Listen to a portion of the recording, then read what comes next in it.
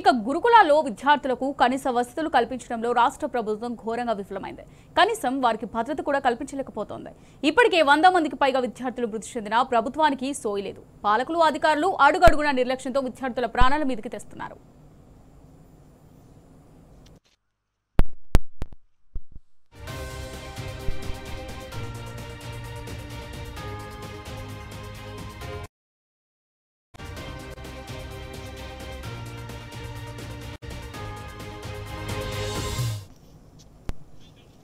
ఈ విజువల్స్ ఒక్కసారి చూడండి. స్క్రీన్ పై కనిపిస్తున్న వీళ్ళు బాల కార్మికులు కాదు, పొట్టకుటి కోసం పనులు చేసే కూలీలు కాదు, వలస జీవులు అంతకంటే కాదు. ఓ గురుకులంలో విద్యను అభ్యసించేందుకు వచ్చారు. ఉన్నత చదువులు చదివి జీవితంలో ఈ రెసిడెన్షియల్ స్కూల్లో చేరారు. పిల్లల బంగారు భవిష్యత్ కోసం రెక్కలు ముక్కలు చేసుకుని వారి పేరెంట్స్ చదివిస్తున్నారు. కానీ ఇవేమీ అధికారులకు పట్టవు. చిన్నారులన్న సోయి ఉండదు. అందుకే 9వ తరగతి విద్యార్థులతో ఇలా పాల ప్యాకెట్లు, ట్రైలు మోపిస్తున్నారు.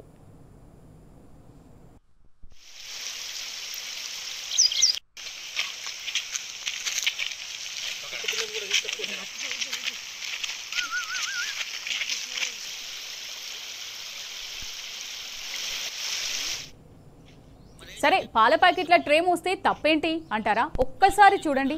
స్కూల్ గేట్ దగ్గర నుంచి బిల్డింగ్ లోపల వరకు మోయడం లేదు. వీళ్ళు రోజు ఉదయం ఈ పాల ప్యాకెట్ల ట్రైను కిలోమీటర్ దూరం నుంచి రెసిడెన్షియల్ స్కూల్కు తీసుకొస్తారు. అది ప్రమాదకరంగా కనిపిస్తున్న ఈ వాగును దాటి మరీ. నిర్మల్ జిల్లా ఖానాపూర్ పట్టణంలోని మైనారిటీ రెసిడెన్షియల్ స్కూల్లో ఈ దారుణం నిత్యకృత్యం. 4 విద్యార్థులతో రోజు దగ్గర నుంచి వాగు దాటుతూ కిలోమీటర్ దూరంలో ఉన్న రెసిడెన్షియల్ స్కూల్ వరకు పాల ప్యాకెట్లు మోపిస్తున్నారు.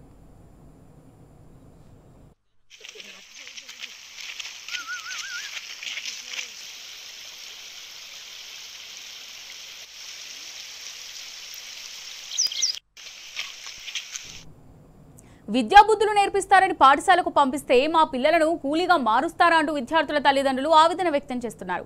తమ చిన్నారుల భద్రతపై ఆందోళన వ్యక్తం చేస్తున్నారు. హాస్టల్లో అన్ని పనులు పిల్లలతో చేయిస్తున్నారంటూ గతంలో కూడా సిబ్బందిపై ఫిర్యాదులు వస్తున్నప్పటికీ సంబంధిత అధికారులు పట్టించుకోలేదు. దీంతో చదువుకోవాల్సిన పిల్లలు కూలీ అవతారం ఎత్తాల్సిన పరిస్థితి ఏర్పడింది. ఇప్పటికైనా అధికారులు స్పందించి బాధ్యులపై కఠిన చర్యలు తీసుకోవాలని, ఇలాంటి ఘటనలు పునరావృతం కాకుండా చూడాలని తల్లిదండ్రులు డిమాండ్ చేస్తున్నారు. వాచ్మెన్ ఏమంటే మీరు ఏది కదా, మీరు చదువుకునే పిల్లలు కదా, ఏమంటాడు మీరు రోజుకు 4 అంటే ఇవాళ ఎవరో వచ్చిండ్రు, ఇవాళ ఎవరో వచ్చారు మీరు 4 రోజుకు 4 మోస్తారా? ఏం పేర్లు మీ పేర్లు? ఉమర్. మీ పేరు తమ్ముడు? నీ పేరే అఫ్నాన్. నీ పేరే? మరి మీరు 4 మీ స్కూల్ నుంచి చదువుకోమంటారా లేకపోతే పనులు చేపిస్తారా మీ సార్లు? మరి మీ పనులు ఎందుకు చేస్తారు? ఉన్నాడా మీ సారు? అంతేనా?